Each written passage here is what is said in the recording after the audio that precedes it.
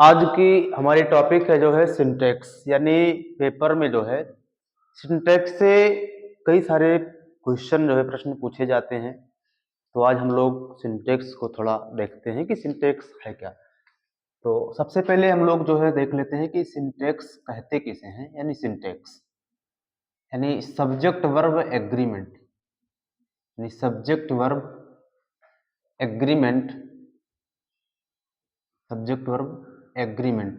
तो सबसे पहले जो है हम लोग समझेंगे कि सिंटैक्स है क्या। यानी किसी भी सेंटेंस में वर्डों को सही सही या सही ऑर्डर में अरेंज करने की प्रक्रिया को सिंटैक्स कहते हैं। यानी किसी भी सेंटेंस में वर्ड को सही ऑर्डर में अरेंज करना ही सिंटैक्स कहलाता है। जैसे आई टीच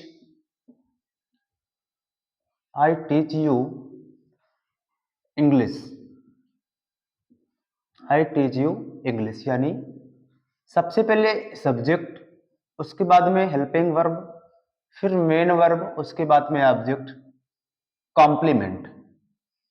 ये सही ऑर्डर में अरेंज करने का फार्मूला है। यानी subject, helping verb, main verb, object और कॉम्प्लीमेंट। अगर है और कुछ तो एडवर्ब या कॉम्प्लीमेंट टू हम लोग, जैसे ट्रांसलेशन में हम लोगों ने देखा था कॉम्प्लीमेंट को फर्स्ट भी होते हैं और सेकंड भी होते हैं।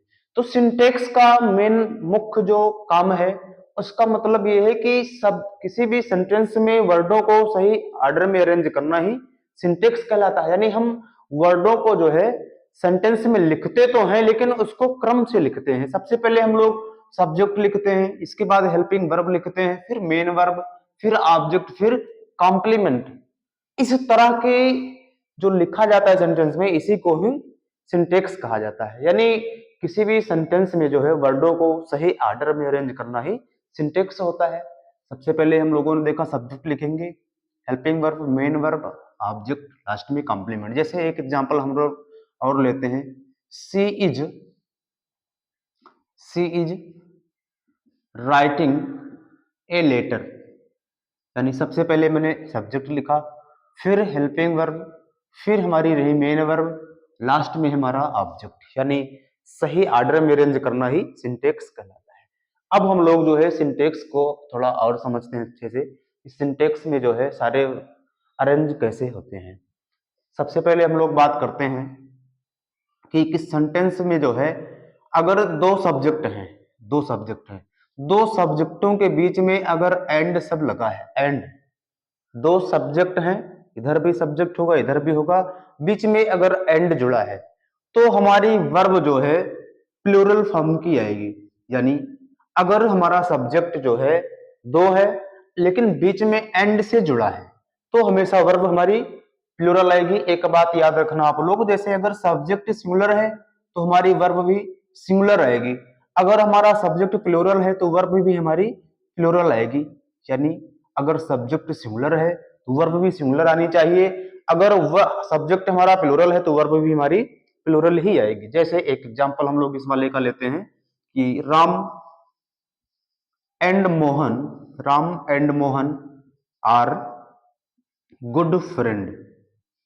Ram and Mohan are good friend. यानी राम हमारा सब्जेक्ट हो गया, मोहन भी हमारा सब्जेक्ट है, दोनों सब्जेक्टों को जोड़ रहा है एंड।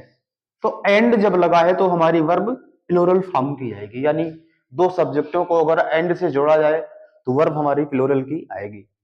अगला हम लोग देखते हैं, पेपर में कभी कभी एज वेल एज से दे देता है, as well as, as well as. तो ध्यान रखना कि अगर दो सब्जेक्ट हैं और दो सब्जेक्टों के बीच में एज वेल एज जुड़ा है, एज वेल एज, तो वर्ब हमेशा जो है फर्स्ट वाले सब्जेक्ट के अनुसार आएगी, यानी सिंगुलर की आएगी।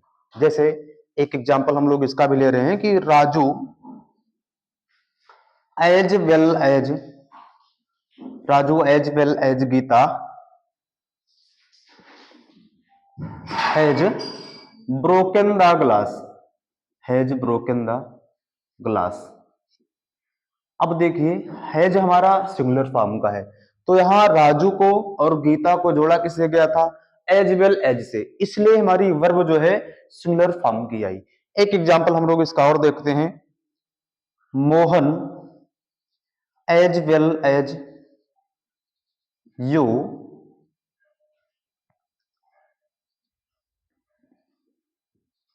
हैज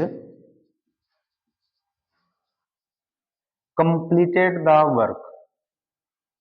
अब देखिए, यानी Mohan as well as you, you के लिए वास्तव में आना क्या चाहिए, हैव, लेकिन लगा क्या हैज, क्योंकि मैंने बताया कि अगर एज वेल एज से दो सब्जेक्ट जुड़े हैं, एक सिंगुलर का है दूसरा हमारा प्लूरल का है, तो हमेशा वर्ब जो है फर्स्ट वाले के अकॉर्डिंग आएगी। तो हमारा फर्स्ट वाला जो सब्जेक्ट है वो मोहन है, तो मोहन के अकॉर्डिंग यहाँ क्या लग गया, हैज लग गया। यानी ऐसा किताबों में लिखा हुआ है कि आई के साथ सदैव एम का प्रयोग होता है, और ही और सी के लिए या फिर नेम के लिए जो है इज का होगा, बी के लिए या फिर यू के लिए या दे के लिए आर का होता है, ऐसा कुछ दिया होता है। लेकिन अगर यही चीज एज वेल एज से जुड़ी हो, एज वेल एज से जुड़ी हो, तो हमेशा अगर दो सिंगुलर सब्जेक्ट हैं तब तो सिंगुलर वर्ब आएगी ही। लेकिन अगर एक सिंगुलर सब्जेक्ट है और दूसरा हमारा प्लूरल का सब्जेक्ट है, तो हमेशा वर्ब जो है फर्स्ट वाले के अकॉर्डिंग आएगी। जैसा कि मैंने बताया कि अगर सब्जेक्ट सिंगुलर है तो वर्ब भी सिंगुलर आएगी, अगर सब्जेक्ट प्लूरल है तो वर्ब भी प्लूरल आएगा। इसके बाद कुछ वर्ड होते हैं जैसे आइदर आर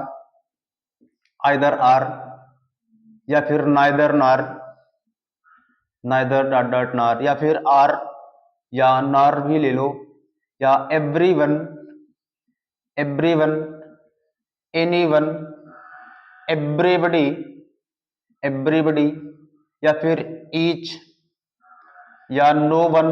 अगर ऐसे कुछ वर्ड हैं तो इनके साथ भी वर्ब हमेशा सिंगुलर फॉर्म की आएगी। जैसे आइदर सीता, आइदर